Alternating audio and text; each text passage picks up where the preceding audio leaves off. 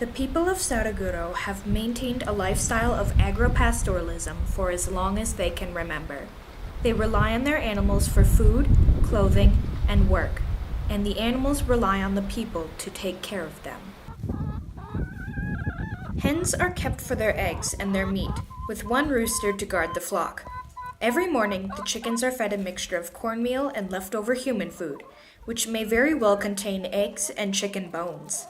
Occasionally, the people caring for the chickens will also feed them fresh greens from the field or an entire melon chopped into pieces. Speaking of greens, the guinea pigs kept for food are fed large bundles of them every day, along with other foods. Guinea pig is somewhat of a delicacy for many Latin American cultures and is often cooked for celebrations. A little girl once described to me how important it was that guinea pigs died happy so that the meat would taste better. Indeed, they do appear to live pretty comfortably. Pasture animals, such as sheep, cows, and horses, must be moved to fresh grass every day. The animals are harnessed or tied by their horns to a rope.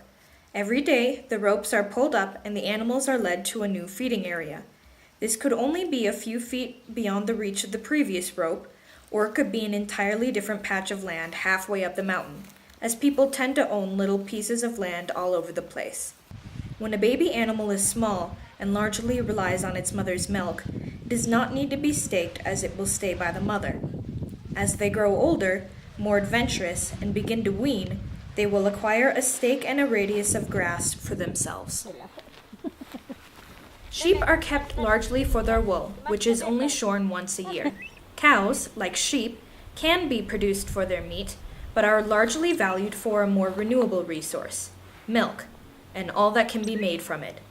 With the way genetics have gone, cows need to be milked twice a day, or their udders will become swollen and the cow will be uncomfortable.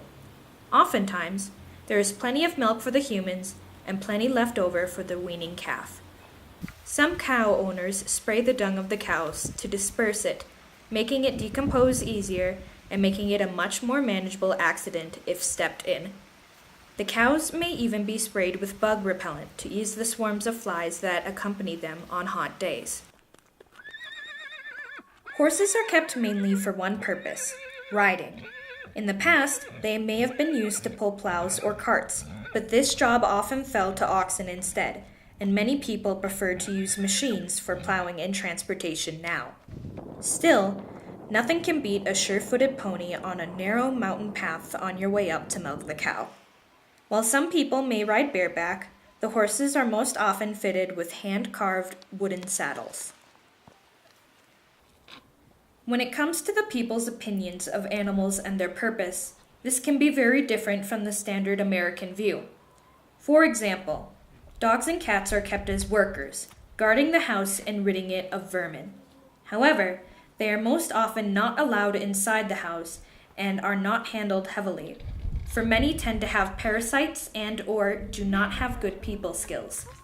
Very different from the US, where many people consider pets their babies. On the other hand, the industrial methods of farming in the US may shock Ecuadorians. They cannot imagine animals being kept in boxes their whole lives, doing nothing but eating and sleeping until they die. My friend, Doña Rosita, says that animals need the sun, to run, and to breathe fresh air. And indeed, the people of Saraguro seem to raise all their animals in this way.